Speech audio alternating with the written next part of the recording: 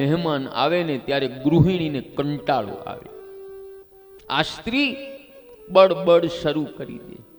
શું કામ? આ સ્ત્રીને આવનાર મહેમાન ગમતો નથી. આ સ્ત્રી રસોઈમાંથી છૂટવા માંગે છે. પણ જ્યારે પિયરિયામાંથી માતા પિતા ભાઈ કે બહેન આવે ત્યારે એકદમ સ્ત્રી રાજી થઈ જાય અને રાત્રે ના પાડવા છતાંય 11 વાગે 12 વાગે ગરમા ગરમ રસોઈ બનાવી અને એના લોકોને જમાડે છે. મનને સુખ દુઃખ બહેનો ભાઈઓ કેમ થાય? આવો જાણીએ. અહંકાર અને મમતાને લીધે સુખ દુઃખ થાય. આપણું મન વિષયોનું ચિંતન કરે, વિષયોમાં ફસાયેલું રહે.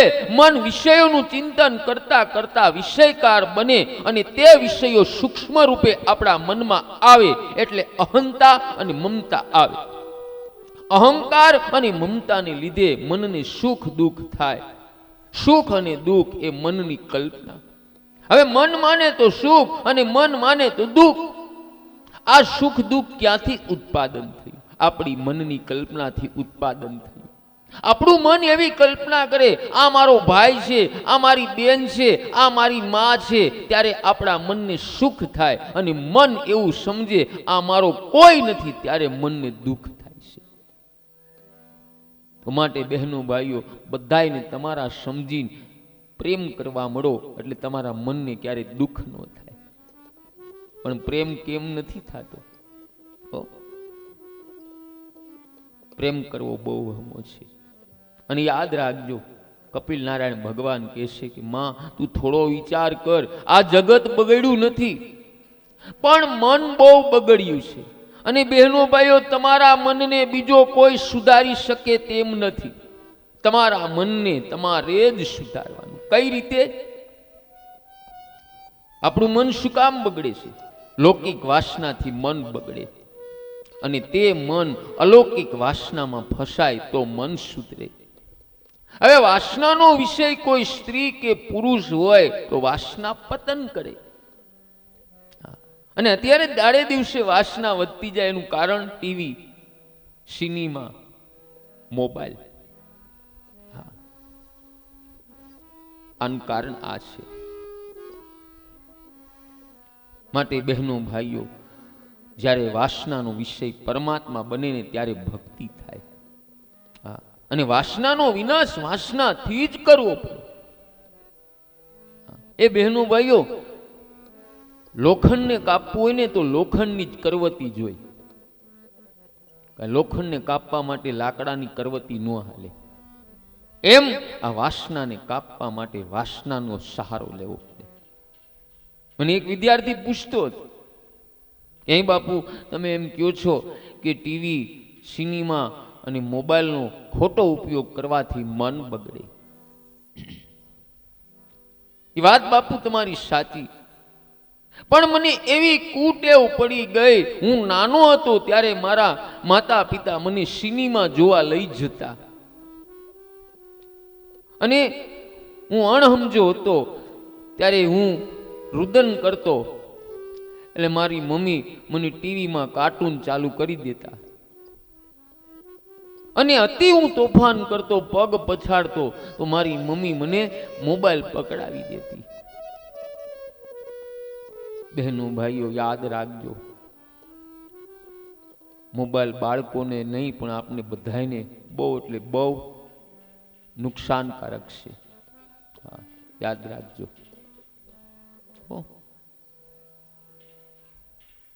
આવી બાળકોની કુટેવ તમે પાડશો ને તો એ તમારે જ ભોગવવું પડશે. એક 5 વર્ષના બાળકને એની મમ્મીએ એના પપ્પાએ એવી કુટેવ પાડેલી કે આખો દી મોબાઈલમાં જ છોકરો રમ્યા રાખે. હવે એક દિવસ સ્ત્રીને મોબાઈલમાં કોઈને અગત્યનો ફોન કરવાનો હશે, એની પાસેથી દીકરા પાસેથી મોબાઈલ લઈ લીધો અને પેલો છોકરો તોફાને ચડ્યો, ટીવી તોડી નાખ્યું, રસોડાનો સ્ટાફ તોડી નાખ્યો, ફ્રીજને વીખી નાખ્યું, ઘરમાં રેલમ શેલમ કરી નાખ્યું. આ તમે પ્રસંગ જોયો હશે હોતે, મોબાઈલમાં એકવાર આવેલો હતો. આ દોષ કોનો? એના માતા પિતાના. માટે બાળકોને ભલે ભણવા માટે મોબાઈલ આપો, પણ એ મોબાઈલને ચેક કરો. આજ કેવો સમય આવ્યો છે, જ્યારે બાળકને જમાડવું હોય ત્યારે મોબાઈલ આપે ત્યારે તે બાળક જમે છે. આવી કુટેવ ન રાખો. એનું કારણ એ છે કે પહેલા આપણે બાળકોને ઘણી જૂની રમતો રમાડતા, એ રમતો હવે વડીલો ભૂલી ગયા છે. કારણ કે વડીલો ખુદ મોબાઈલ લઈને બેસી ગયા. તું બેટા તારી રીતે બે, હું મારી રીતે બેહું. હસવાનું નથી, આ સાવધાન કરવાની વાત છે. તમારા બાળકોને તમે ક્યાં પહોંચાડશો મને દુઃખ છે, ચિંતા થાય છે. મોબાઈલ ખરાબ છે, યાદ રાખજો. સદુપયોગ કરતા આવડે ને તો મોબાઈલમાં તમે ધંધો પણ કરી શકો, મોબાઈલની અંદરથી તમે હોશિયાર પણ થઈ શકો. પણ મોબાઈલની અંદર બહેનો ભાઈઓ એવા પસારણ આવે છે અંદરથી ઉપરથી મૂકવામાં આવે કે આપણી યુવા પેઢીને, આપણા બાળકોને જૂની સંસ્કૃતિ ભૂલાવાની કોશિશ કરે છે. સાવધાન રહેજો યુવાનો અને વાલીઓ. આ છોકરો વિદ્યાર્થી મને કહે કે બાપુ મને આ કુટેવ પડી ગઈ છે, હું સમજુ છું છતાંય હું દુઃખી થાઉં છું. અઠવાડિયામાં એક વખત હું સિનેમા જોવા ન જાઉં અને રાત્રે એકાદું 2 પિક્ચર ન જોઉં ટીવીમાં, અને રાત્રે હાવ નવરો પડું અને મોબાઈલમાં 2-2.5 કલાક ન મથું ને ત્યાં સુધી મને શાંતિ નથી મળતી. હે બાપુ, આ વાસના મારે કેવી રીતે દૂર કરવી? એટલે મેં કહ્યું કે બેટા, આજથી તું એવી ઈચ્છા રાખ કે મારે પરીક્ષામાં 1 નંબરે પાસ થવું. પરીક્ષામાં 1 નંબરે પાસ થવાની વાસના વધશે તો પુસ્તક સાથે પ્રેમ થશે અને ટીવી મોબાઈલ સાથે પ્રેમ ઓછો થશે. વાસનાને બહેનો ભાઈઓ વાસનાથી જ કાપવી પડે. અને આપણું મન એમ સીધું કંટ્રોલમાં આવે એમ નથી. નતર એક રાજાને બહેનો ભાઈઓ એક બકરો હતો. હવે રાજાએ એવી જાહેરાત કરી દીધી નગરમાં કે મારા બકરાને પેટ ભરીને કોઈ ઘાસ ખવડાવે ને હું એને ઇનામ આપીશ. એક નગરમાં માણસ આવ્યો કે લાવો મહારાજ, બકરાને પેટ ભરીને ઘાસ ખવડાવો એમાં હું નવી નવાય. રાજા કે બીજી મારી શરત એ છે કે હું રાત્રે તપાસ કરીશ કે મારા બકરાનું પેટ ભરેલું છે કે નહીં. પેલો માણસ ગયો, આખો દિવસ લીલું છમ ઘાસ ખવડાવ્યું અને આવ્યો રાજાને કહે કે મહારાજ હવે તમારો બકરો ઘાસ સૂંઘશે નહીં. રાજાએ સિપાઈ પાસે ઘાસ મગાવ્યું, બકરાના મુખ આગળ મૂક્યું અને બકરો ખાવા લાગ્યો. રાજા કે તે ક્યાં બકરાને પેટ ભરીને ઘાસ ખવડાવ્યું, જા તું શરત હારી ગયો. હવે નગરના તમામ લોકોએ પ્રયત્ન કર્યો, બકરાને રાજા સમક્ષ રાત્રે લાવે અને ઘાસ મૂકે એટલે બકરો ઘાસ ખાવા લાગે. હવે નગરમાં બહેનો ભાઈઓ એક સત્સંગી રહે, એને ખબર પડી કે આ રાજાના બકરામાં કંઈક રહસ્ય છે, મારી યુક્તિથી કામ કરવું પડશે. આ સત્સંગી રાજા પાસે જઈને કહે, મહારાજ નગરના બધા લોકોએ પ્રયત્ન કર્યો, મને એક ચાન્સ આપો. પેલો સત્સંગી બહેનો ભાઈઓ બકરાને લઈ અને લીમડાના થડે બાંધ્યો અને બકરાના મુખ આગળ મૂક્યું ઘાસ, હાથમાં લીધી લાકડી. બકરો જ્યાં ઘાસમાં મુખ નાખવા જાય, સત્સંગી મુખ ઉપર લાકડીનો પહાર કરે. જેટલી વાર બકરો ઘાસમાં મુખ નાખવા જાય એટલી વાર સત્સંગીએ બકરાના મુખ ઉપર લાકડીનો પહાર કર્યો. અંતે બકરાનું મગજ છટકી ગયું કે હવે હું મુખ ઘાસમાં નાખીશ તો મને મુખ ઉપર માર પડશે.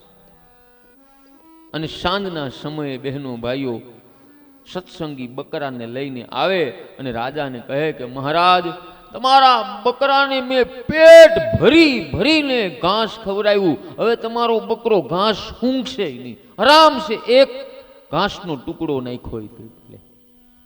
અને રાજાએ સિપાઈ પાસેથી ઘાસ મગાવ્યું, બકરાના મુખ આગળ મૂક્યું ને બકરાને યાદ આવ્યું કે જો ઘાસમાં મુખ નાખીશ ને તો મારા મુખ ઉપર લાકડીનો પહાર પડશે. બહેનો ભાઈઓ યાદ રાખજો, બકરો એ આપણું મન છે. અને સત્સંગી એ જીવ આત્મો છે. રાજા એ પરમાત્મા છે.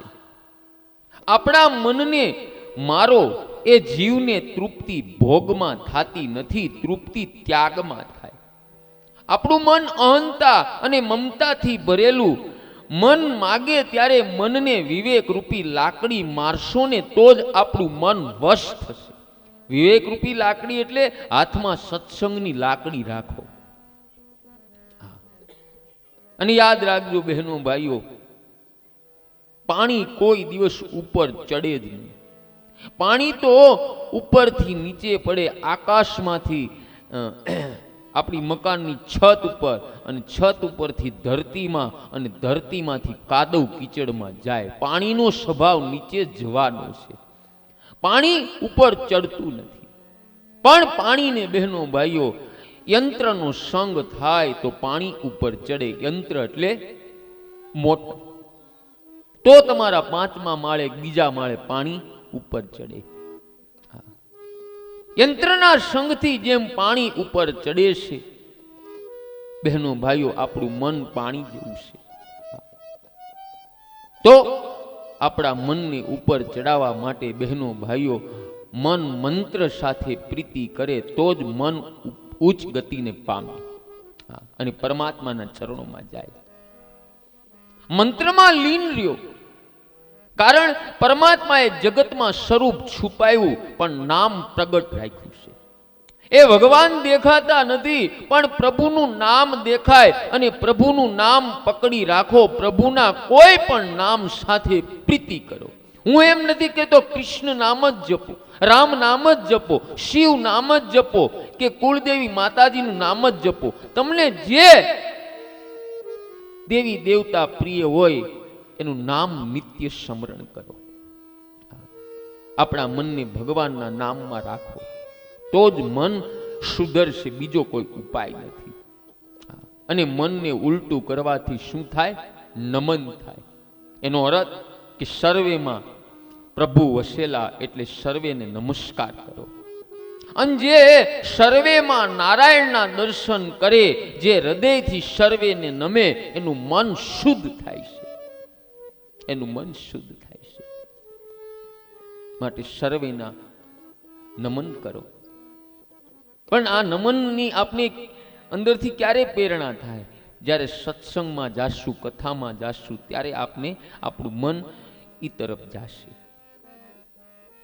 એટલે કપિલ નારાયણ કહે કે હે માતાજી, સત્સંગ કરવાથી બગડેલું મન શુદ્ધ થાય. બહેનો ભાઈઓ, રોજ સત્સંગ કરો. હા, રોજ કરો. કાંઈ સત્સંગ એક દી નથી કરો, ઓલા મહિનામાં એકવાર નથી કરવાનો. ઘણા બહેનોનો નિયમ હોય કે આપણે 11ના દિવસે સત્સંગ કરશું, કા પૂનમના દિવસે કરશું. હું તો કહું છું કે 11ના દિવસે તમારે ભોજન કરવું, બાકી આખો મહિનો ઉપવાસ રાખો, કરાય. અને સત્સંગ પણ બહેનો ભાઈઓ તમે કરો. અમુક મંડળો હોય છે, ધૂન મંડળ, ગોપી મંડળ, એ સત્સંગ કરે કા મંદિરે આવીને કરે. હવે મંદિરે તો ભગવાનની હાજરી છે, ત્યાં ક્યાં તમારે સત્સંગ કરવાની જરૂર છે? હે, સત્સંગ રોજ અલગ અલગ ઘરે કરો. આજે રાજુભાઈની ત્યાં સત્સંગ કર્યો, બીજે દિવસે ગિરીશભાઈને ત્યાં કરો, ત્રીજા દિવસે અર્જુનભાઈને ત્યાં કરો, ચોથા દિવસે સતીશ બાપાને ત્યાં કરો. આમ અલગ અલગ જગ્યાએ સત્સંગ કરો. કારણ કે જ્યાં સત્સંગ કીર્તન થતું હોય ત્યાં પરમાત્માનો વાસ હોય. એટલે એના આંગણે પરમાત્મા આવે. એટલે કહું છું, અલગ અલગ ઘરે સત્સંગ કરો. અને સત્સંગ કરો એ પણ એક તમને શરત કહું. જ્યાં સત્સંગ કરવા જાઓ ત્યારે સુરેશભાઈને કેવું, અમે કાંઈ લેતા નથી, તમારે જે કાંઈ દાન પૂન કરવું હોય એ તમારો આખો પરિવાર જઈને તમારે જ્યાં કરવું હોય ત્યાં કરી આવો. શું કામ? ઘણા બહેનો એવો નિયમ રાખ્યો હોય કે સત્સંગ કરી કોઈ 100 કાઢે, કોઈ 50 કાઢે, કોઈ 10 કાઢે, અને એ રૂપિયા થાય ભેગા. અને પછી એ બહેનો વિચાર કરે કે હાલો ને ઘણું ભંડોળ ભેગું થયું છે, આપણે બધા દ્વારિકા જઈને ધજા ચડાઈ આવી. બીજા બેન એમ કે ના આપણે બટુક ભોજન કરીએ. ત્રીજા બેન એમ કે ના ના આપણે ગૌશાળામાં લીલું નાખ્યું. ચોથા બેન એમ કે ના ના શ્રીમદ ભાગવત કથા કરી. આમ એ બહેનોની અંદર અલગ અલગ વિચારો કામ કરવા લાગે. પછી એકબીજા બહેનો રિસાઈ જાય કે મારું કોઈએ કયું ન કર્યું. આમ કરીને આ મંડળ થાય જુદું. એકમાંથી બે, બેમાંથી ત્રણ, આવી રીતે જુદું થાય. શું કામ? ધન આવ્યું ને એટલે ન્યા આ તકરાર આવી. હા, તમારી અંદર સમજણ હોય કે એક બહેના કહેવા મુજબ બધું આપણે કાર્ય કરતા હોય અને એ બહેનના વિચાર પણ ઊંચા હોવા જોઈએ. હા, પોતાનું આમ રૂવાબ જમાવીને એમનું હાલે તો તમતે રૂપિયા કાઢો દર પૂનમે 11 ના નથી. સત્કાર્યમાં વાપરો. આવી રીતે કરો સત્સંગ. જ્યાં સત્સંગ થાય ત્યાં ભગવાનનો વાસ થાય. યાદ રાખજો. દેવહૂતિ કહે કે સત્સંગ તો કરીએ પણ કોની સાથે? સાચા સંત દેખાય તો સત્સંગ કરીએ ને. મને તો જગતમાં ક્યાંય સાચા સંત દેખાતા જ નથી. હા, બહુ સાચી વાત છે બહેનો ભાઈઓ. જગતમાં સાચા સંતો ગોતવા અત્યારે બહુ દુર્લભ છે. ગિરી બાપુનું એક પદ લખેલું છે.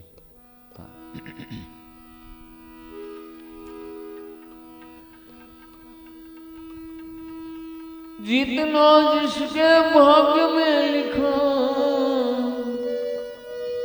अरे जितना जिसके भाग्य में लिखा उतना ही पाता है.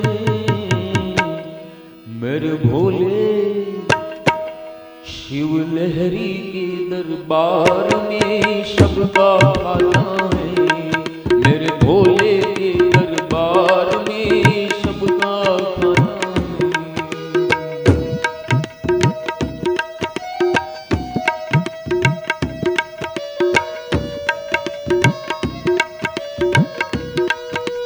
भगवे में, अरे भगवे में भगवान छुपा. मानव तू पहचान, मानव तू पहचान. नकली रंग के कपड़े रंगे ओ, अरे नकली रंग के कपड़े रंगे साधु नहीं शैतान. मेरे भोले शिव लहरी, मेरे भोले के दरबार में सबका खाना है.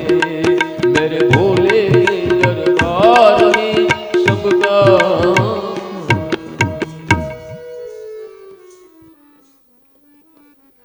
भगवे में भगवान छुपा मानव तू पहचान. આ થોડુંક આમ હલવાવા જેવી વસ્તુ નથી. પાછું વાયા હું કીધું? નકલી રંગ કે કપડે રંગે સાધુ નહીં શેતાન. આ બહુ મર્મવાળો શબ્દ છે બહેનો ભાઈઓ. આ ભગવાનની વાત નથી હો. આમ એ કાંઈ આ સંન્યાસી વસ્ત્ર, અમારા ખાખી સંપ્રદાયના સફેદ વસ્ત્ર ધારણ થાય એટલે આ કાંઈ આ અમારું ભગવાનની વાત નથી. પણ પરમાત્માએ આ ચામડીનો જે ભગવો આપ્યો છે ને, આ દેહનો ભગવો આપ્યો છે ને, એની અંદર ભગવાન પીડ્યો છે ને, એને ઓળખવાની વાત છે. એની શોધ કરો. હા, સાધુ સંતો પાસે જાઓ, એને વંદન કરો, સંતો પાસે સત્સંગ કરો. હા, પણ આ દેહની અંદર જે ભગવાન છે ને, એની શોધ કરો. હા, એના માટે ધ્યાનમાં બેસો, સત્સંગ કરો. એટલે તો કપિલ નારાયણ કહે છે કે જગતમાં સંત મહાત્માઓનો તૂટો નથી. સંત શોધવા કરતા માં તું સંત બની જાને. માં તું સંત બનીશ એટલે આપોઆપ તને ક્યાંક સંત મળી જશે. યાદ રાખજો બહેનો ભાઈઓ, સંત થયા વિના સાચા સંતો કોઈ દિવસ મળે જ નહીં. અને જેવી દ્રષ્ટિ તમે રાખશો ને એવી જ આ સૃષ્ટિ તમને દેખાય. એવી જ આ સૃષ્ટિ દેખાય. એકવાર એકનાથ મહારાજ બહેનો ભાઈઓ રામાયણની કથા કરતા હતા. એકનાથ મહારાજ ભાવુક થઈને કહે કે લંકામાં અશોક વન હતું, એ અશોક વનમાં જેટલા ફૂલ છોડો હતા ને એ સફેદ કલરના હતા. અને હનુમાનજી બહેનો ભાઈઓ ત્યાં અદૃશ્યપણી હતા અને હાજર થયા. અને હનુમાનજીએ કહ્યું એકનાથ મહારાજને કે મહારાજ, મેં મારી સગી આંખે જોયેલું છે કે લંકામાં ફૂલ છોડ હતા ને એ બધાય રાતા રંગના હતા, લાલ રંગના હતા. હવે આ કજીયો બહેનો ભાઈઓ રામજી પાસે ગયો અને રામજી કહે છે કે એકનાથ મહારાજ કહે છે ને હનુમાનજી બરાબર છે, મેં પણ મારી નજરે જોયેલું કે ફૂલ છોડ હતા એ સફેદ હતા. ત્યારે હનુમાનજી કહે તો મેં મારી આંખે જોયું શું જૂઠું?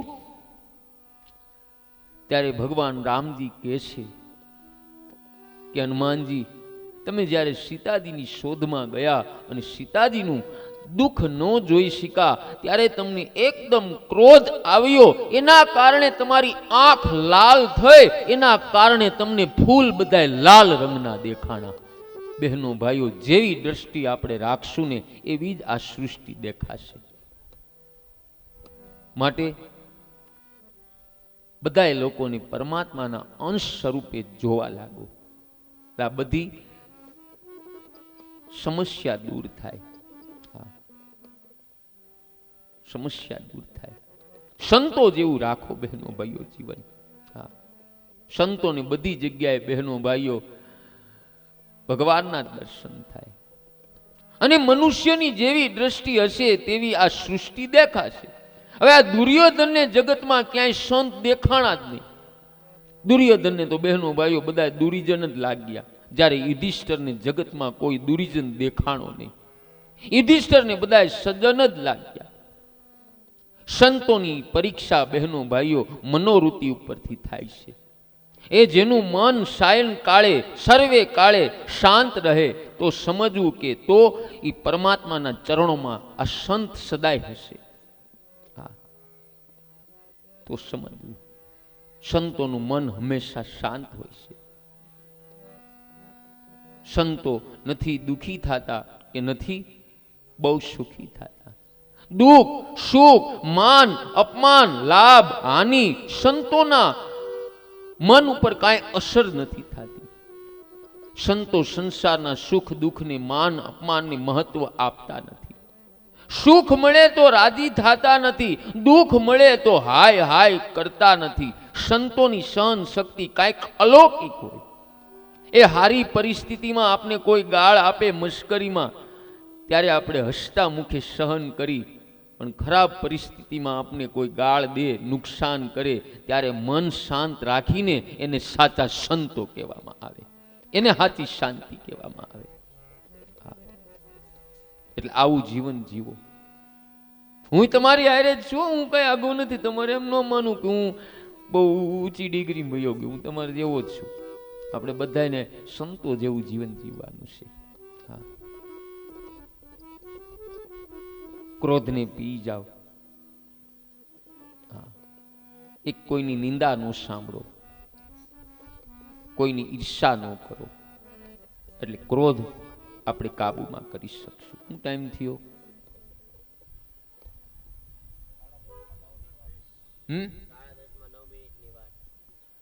આપણે 5 મિનિટનો વિરામ આપી, વિરામ પછી કપિલ ગીતાનું આગળ દર્શન જોશું.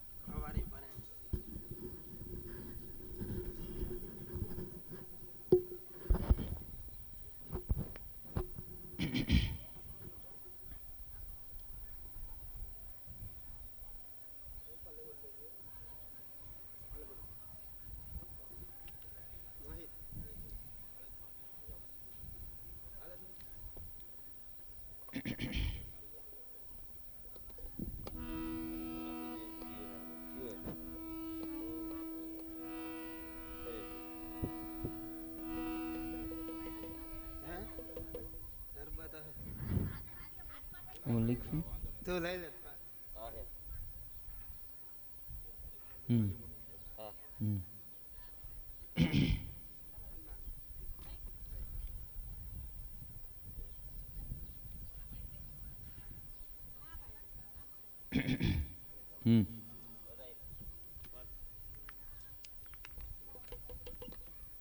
એ ફેર આપી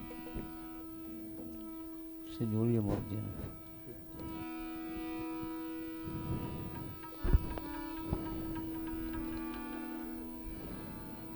બોલો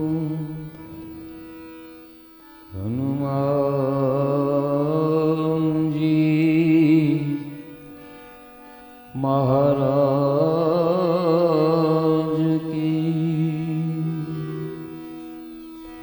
રામ રામ એક રામ રામ બે રામ રામ ત્રણ રામ રામ ચાર રામ રામ પાંચ રામ રામ છ રામ રામ સાત રામ રામ આઠ રામ રામ નવ રામ રામ 10 રામ રામ 11 રામ રામ 12 રામ રામ 13 રામ રામ 14 રામ રામ 15 રામ રામ 16 રામ રામ 17 રામ રામ 18 રામ રામ 19 રામ રામ 20 રામ રામ 21 રામ રામ 22 રામ રામ 23 રામ રામ 24 રામ રામ 25 રામ રામ 26, રામ રામ 27, રામ રામ 28, રામ રામ 29, રામ રામ 30, રામ રામ 31, રામ રામ 32, રામ રામ 33, રામ રામ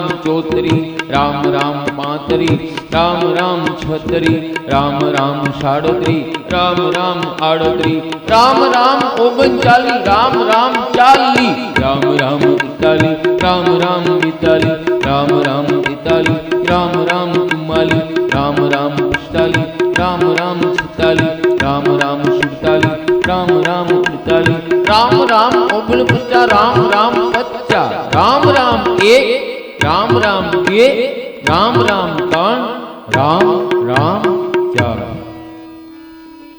બોલો હનુમાનજી મહારાજ કી.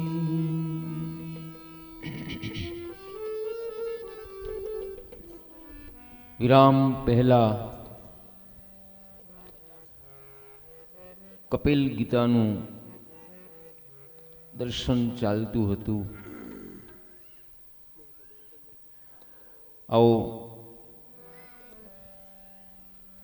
આગળ કપિલ ગીતામાં દર્શન જોઈએ. સંતોની સહન શક્તિની વાત ચાલતી હતી. બહેનો ભાઈઓ, સંતોના કોઈ શત્રુ હોતા નથી. સંતો એવું માને છે કે જગતમાં મારો કોઈ દુશ્મન નથી, મારું કોઈએ કંઈ બગાડ્યું નથી. હા, સંતોમાં ખૂબ દયા હોય. સંતો બધાય સાથે ભાવપૂર્વક વાત કરે. સંસાર સુખનો એને મોહ હોતો નથી અને મનથી શરીરનો પણ ત્યાગ કરે. સંતોનું જીવન અદ્ભુત હોય છે અને સંતોને મૌન વધારે ગમે. વધારે સંતો બોલતા નથી. હા, મૌનથી બહેનો ભાઈઓ મનને શાંતિ મળે. અને સંતો વધારે બોલતા નથી. કદાચ બોલે તો લૌકિક વાતો કરશે નહીં, ભગવાનની જ વાતો કરે. શ્રી કૃષ્ણની મંગલમય કથા સંભળાવે, સેવા સમરણ કરે. આમ ભગવાનમાં તન્મય થાય અને છેવટે સંતોને મોક્ષ ગતિ મળે છે. બહેનો ભાઈઓ, કપિલ નારાયણ આગળ કહે છે કે હંમેશા સંતોના સંગમાં રહેવું. એ માતાજી, આપ સતત ભક્તિ કરવાની ટેવ પાડો અને સંતો પરમાત્મા સાથે પરણે. અને પરણવાનું કાયમને માટે હોય છે, થોડા સમય માટે નહીં. તમારા હૃદયમાં પરમાત્માનું સ્વરૂપ સ્થિર રાખો. મનથી પરમાત્માથી કોઈ દી દૂર ન જાઓ, જેને ભક્તિનો રંગ કહેવામાં આવે છે. અને એ માતાજી, સર્વે ધર્મનું પાલન કરો. માં, તમે ધર્મ છોડશો નહીં. હું તમને બધાને કહું છું બહેનો ભાઈઓ, આપણો ધર્મ કોઈ દી આપણે છોડતા નહીં. હા, મનુષ્યનો પેલો ધર્મ છે એ માતા પિતાની સેવા કરવી.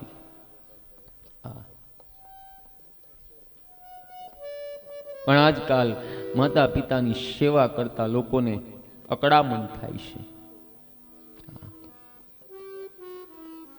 એ ચોટી રાખતા લોકોને શરમ આવે, તિલક કરતા લોકોને શરમ આવે, ટેટુ દોરાવતા કોઈને શરમ નથી આવતી. ગળામાં તુલસીની માળા ધારણ કરતા શરમ આવે, જનોઈ પહેરતા શરમ આવે, બ્લૂટૂથ રાખતા કોઈને શરમ નથી આવતી. જનોઈ પહેરતા શરમ આવે.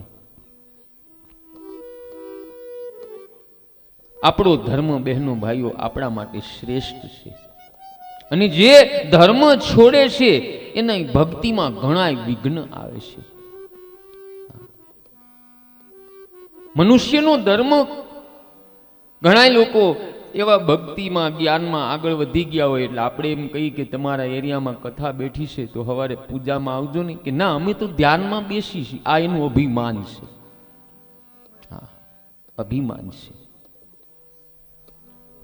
યાદ રાખજો, બાળક પેલા ધોરણમાં ભણતો હોય અને ઈ બાળક એન્જિનિયર બને ને તો એને પેલું ધોરણ ભૂલવાનું નથી. હા, એન્જિનિયર બને તો એને એકડાનો તો ઉપયોગ ગમે ત્યાં કરવો પડે જ. એકડા વગર કાંઈ થાય નહીં. એટલે મંદિર છે એ પેલું પગથિયું છે, પૂજા છે એ પેલું પગથિયું છે. પછી તમે ધ્યાનમાં આગળ વધો એ બરાબર છે. માટે સર્વે ધર્મનું બહેનો ભાઈઓ પાલન કરો. બહેનો ભાઈઓ, ધર્મ છોડશો નહીં. જેને ભક્તિમાં આગળ વધવું છે, જેને પરમાત્માના ચરણોમાં પહોંચવું, તે અતિશય ઉપવાસ ન કરે, અતિ ભોજન પણ ન કરે. જેમ અતિ ભોજન કરવાથી તન મન બગડે, તેમ અતિ ઉપવાસ કરવાથી મન શાંત રહેતું નથી. અતિ ઉપવાસ કરવાથી અંદર બિરાજેલા નારાયણને ત્રાસ થાય. ઉપવાસ કરનાર સ્ત્રી અને પુરુષ ભગવાનને ભૂલી આખો દિવસ દાળ ભાતને યાદ કરે. એ શું કામનું? અરે ભગવાન ભૂલાય અને અન્નનું સ્મરણ રહે, એ શું કામનું? સાધકને માટે, સ્ત્રી પુરુષ માટે 4 ઉપવાસ બતાવ્યા છે. એક પૂનમ, અમાસ, 2 અગિયારસ. આ ઉપવાસ અવશ્ય કરો. અને ઉપવાસ કરવાથી તનની અને મનની શુદ્ધિ થાય. આરોગ્ય આપને સારું મળે છે. શરીરમાં કાંઈ રોગ હોય તો એ ઉપવાસ કરવાથી દૂર થાય છે. એમ ન માનતા ઉપવાસ કરવાથી ભગવાન મળી જાય, એ ભ્રાંતિમાં ન રહેતા કોઈ. પણ ઉપવાસ કરવાથી તમારું મન સ્થિર થાય. ઉપવાસ કરવાથી આપણા પાપ બળે. અને ઉપવાસ કરો ત્યારે સર્વ ઇન્દ્રિયોથી બ્રહ્મચાર્ય પાળો. હા, સર્વ ઇન્દ્રિયોથી બ્રહ્મચાર્ય પાળવું એટલે માને કે 11 છે, હું 11નો ઉપવાસ કરું છું, એટલે એ વ્યક્તિને દશમના દિવસે નક્કી કરી લેવાનું કે મારે 11ના દિવસે આખો દિવસ મૌન રાખવું. આ મુખનું બ્રહ્મચાર્ય થયું. કપિલ નારાયણ કહે કે માતાજી, એક આસને બેસી ધ્યાન કરો અને પરમાત્માના મંગલમય સ્વરૂપનું ધ્યાન કરો. અને ઘરની અંદર બાલકૃષ્ણની મૂર્તિ પધરાવો અને બાલકૃષ્ણની સેવા કરો, તુલસી અર્પણ કરો, શણગાર કરો. પૂજા બાદ પછી ભગવાનના એક અંગનું ધ્યાન કરો. સાત્વિક ભોજન લેવું, સર્વ ઇન્દ્રિયોથી બ્રહ્મચાર્ય પાળવું, તન મનથી ચોરી ન કરવી. આ તન મનની ચોરી એટલે શું? હાલો, આમાં કોઈ બહેને એવો નિયમ લીધો હોય કે મારે પૂનમના દિવસે રાત્રિ એકટાણું કરીશ. હવે પૂનમના દિવસે સુરેશભાઈ સવારમાં મહેમાન આવી ચડી ગયા હોય, મહેમાનમાં રહેવાય હોય, એટલે સવારમાં રસોઈનું આંધણ મુકાઈ જાય. બપોરે 12 વાગ્યે ફૂલ ભાણું ભરેલું તૈયાર થાય. પૂરી, ભજીયા, બાસુંદી, સંભારો, દાળ ભાત, ભરેલ મરચા, આથેણા, પાપડ. પછી બધા મહેમાન બેઠા હોય એટલે એ મહેમાન બહેનને કે હાલો તમે બેસી. ના, આજ તો મારે પૂનમનું એકટાણું છે, રાત્રે કરવાનું. પણ એ સોફા ઉપર બેઠા બેઠા વિચાર કરે, અત્યારે કરી લીધું તો કેવું સારું થઈ ગયું. આ મનની ચોરી થઈ. મનની ચોરી થઈ. આપણે અન્ન વગર રહેતા રહી ન શકતા. તો હું તો એમ કહું, વાર રહેવો જ નહીં. હું એકેય વાર બહેનો ભાઈઓ રહેતો નથી. હા, બધાય વાર મારા માટે હનુમાનજીના જ છે. લ્યો, મારા હનુમાનજી કીધું ભાઈ ભૂખ્યું ન રહેવું, જે આવે ખાઈ લેવું. એટલે સાત્વિક ખાવાનું કીધું છે. અને હનુમાનજીએ જ્યારે લંકામાં ગયા અને સીતાજીના દર્શન કરીને પછી કીધું, માં હવે મને ભૂખ લાગી, શું કરું? અને ભક્તિ જેને કરવી ને, જો શરીર સારું હશે ને તો જ કરી શકશો. હવે તમે પછી ઉપવાસ કરીને મરી જાઓ. ઘણા તો એટલા ઉપવાસ કરે કે વાત પૂછોમાં. હા, એક બેન એના પતિને કહે હું પૂનમ કરું, અમાસ કરું, સોમવાર કરું, શનિવાર કરું, 11 કરું, ત્યારે એનું પતિ દે કે આ કાંઈ કરવાની જરૂર નથી, તું હખણી રે, હખણી રે. એ શું કામનું ઉપવાસ? ઉપવાસ કરો ત્યારે બહેનો ભાઈઓ મૌન રાખો, ક્રોધનો ત્યાગ કરો, નિંદાનો ત્યાગ કરો, ઈર્ષાનો ત્યાગ કરો. ભગવાનના એક એક અંગનું ધ્યાન કરો. એક એક અંગનું ધ્યાન કરો. મારા સુખદેવજી મહારાજ કહે છે